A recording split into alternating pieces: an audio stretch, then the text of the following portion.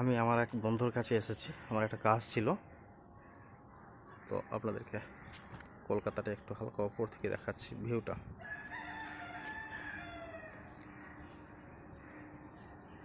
এলাকাটার নাম হচ্ছে রাজাবাগান কলোনি।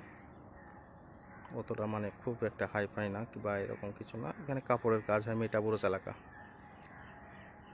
এখন দেখছেন সব চুপচাপ হয়ে আছে।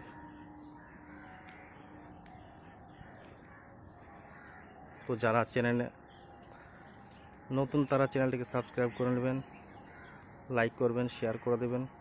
অনেক ফ্রেন্ড আমার যারা দেখছেন কিন্তু ভাই সাবস্ক্রাইব করছেন না, লাইকও করছেন না।